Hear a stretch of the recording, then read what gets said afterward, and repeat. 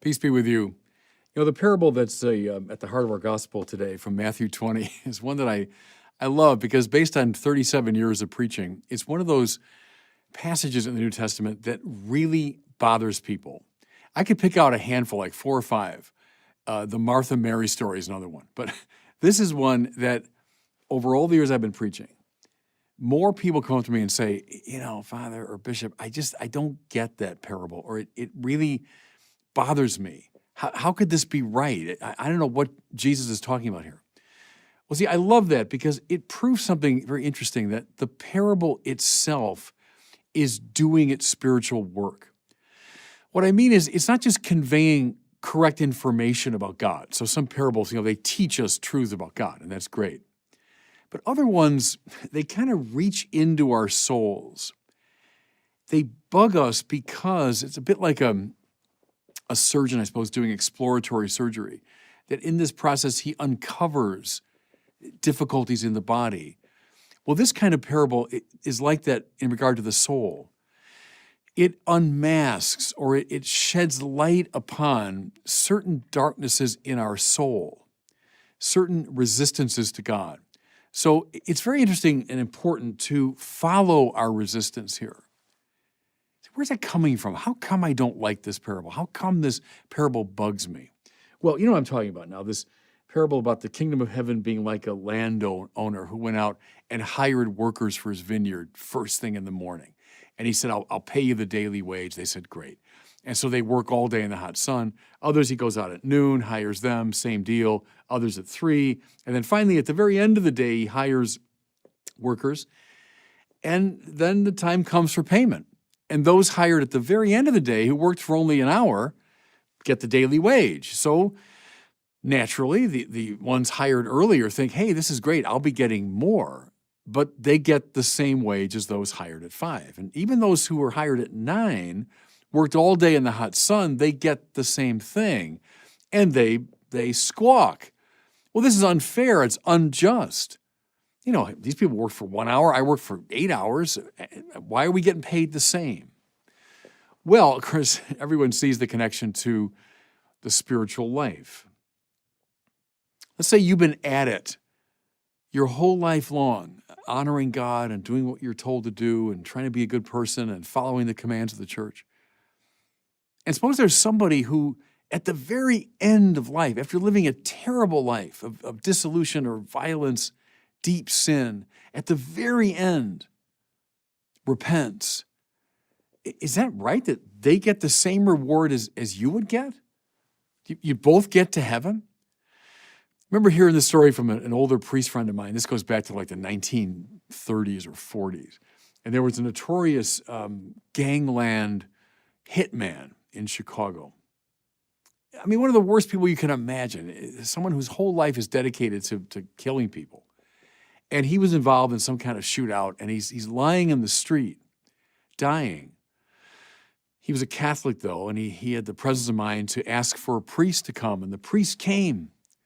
And with his dying breaths, this man confessed his sins and then died.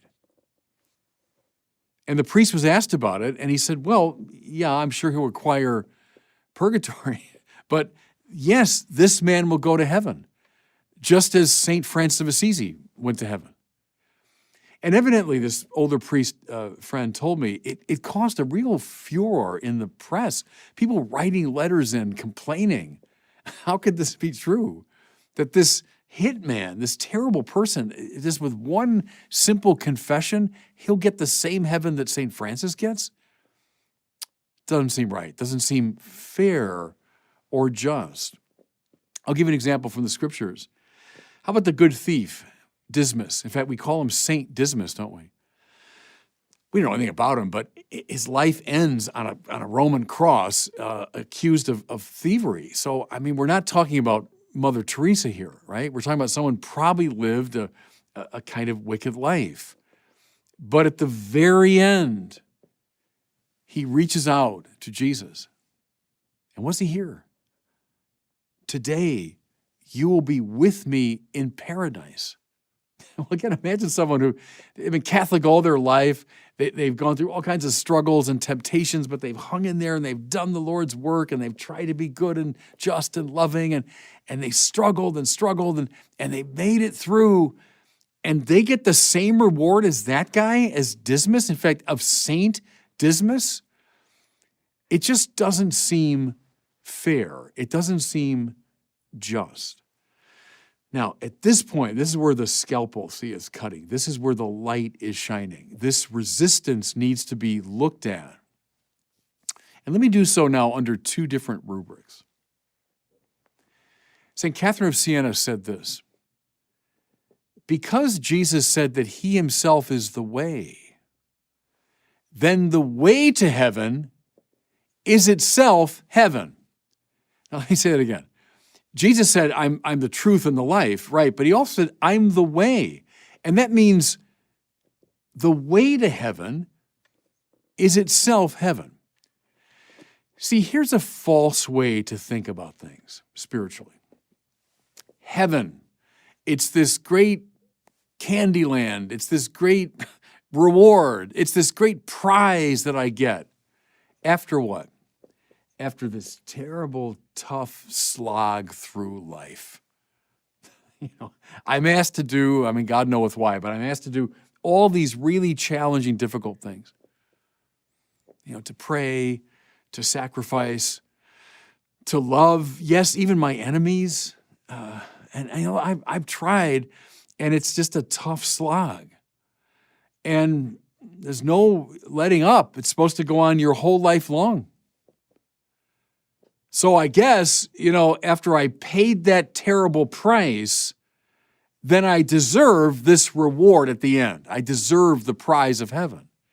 And someone, therefore, who hasn't done the work, he hasn't gone through the long slog. He's lived this kind of, self-indulgent life, and maybe at the very end, he does the right thing. He gets the same reward I get? Come on. Remember, Catherine of Siena, the way to heaven is heaven. Let me put it this way. Do you really think that Mother Teresa of Calcutta, now in heaven, confronted there with someone in need, offered there the opportunity to love, would say, no, I'm done with that. I did that all my life long on earth. I put up with all these people, all my life long, and now I deserve a little R&R. I deserve my nice reward here in heaven. No. The point is, the way to heaven is heaven. Meaning, the love that she was demonstrating all her life long is precisely what was preparing her for the fullness of life in heaven. I worked in the hot sun all day. Rather, I was given the enormous privilege of participating in the divine life all my life long. And maybe Dismas, the good thief, or that mob hitman, they didn't have that grace. They didn't have that opportunity. This is not some drudgery that we're forced to go through in order to get some reward. But rather, we must see the path of love as itself already an anticipation of heaven. Do you see how the resentment we feel is a sign that we haven't yet got this right, that we haven't thought this through? If you're wearing your religious obligation like a terrible albatross around your neck, then you haven't gotten it yet. Think about this. Let me turn that Mother Teresa image around. Suppose somebody who's a great sinner is suddenly sent to Mother Teresa's mother house in Calcutta and told, I want you to live the life of the sisters for the next year. He's completely unused to it. He has been a self-indulgent person, never engaged in the works of love. And now here he is in the worst slum in the world, caring for the poorest of the poor. He'd say, I've just landed in hell. But now imagine in time, as he gives himself to that life, as he surrenders to it, and he realizes, this is the life of love that I've been called to. Without changing his address, he'd go from hell to heaven. See, when you're saying, I've labored in the hot sun all day, well, then you're still in the hell of your own self-regard. So let the uneasiness you feel upon hearing this work its way in your soul. And now here's the second observation I want to make. If heaven is the life of love, and that's how all the great spiritual masters would say it, right? There are three things that last: faith, hope, and love, and the greatest of these is love. That's because in heaven, faith will fade away. I mean, I'll see God face to face. I don't need faith. Hope will fade away because I've realized my goal. But love remains because love is what heaven is.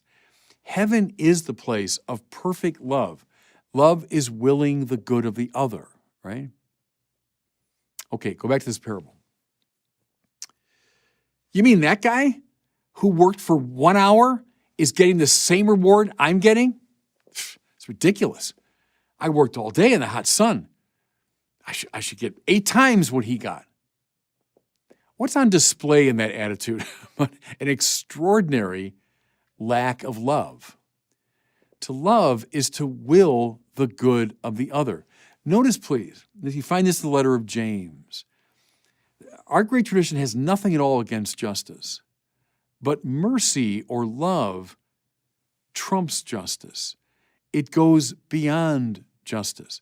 If we're caught in a pure justice frame of mind, then we haven't moved to the level of true love, willing the good of the other. Now, move into that space. And so you've labored all day. Yeah, hey, I've been given the opportunity to love all my life long. But someone who hadn't been given that opportunity, someone who at the very end, the mob hitman, but he gets in. Well, if your heart is filled with willing the good of the other, what's your attitude? Great. Terrific. I'm delighted. Hey, wait a minute, it's not fair. I'm kind of beyond this preoccupation with fair and unfair. All I want is what's good for the other. And this is, look, he gets into heaven. He gets to share the life of God. Beautiful. Beautiful. I rejoice in that. And what love has done is it's burned away any preoccupation with, well, who deserves it more and who's worked harder. And that's burned away. See, let this parable, everybody, shine its light upon the darkness in us, which just means an absence of love.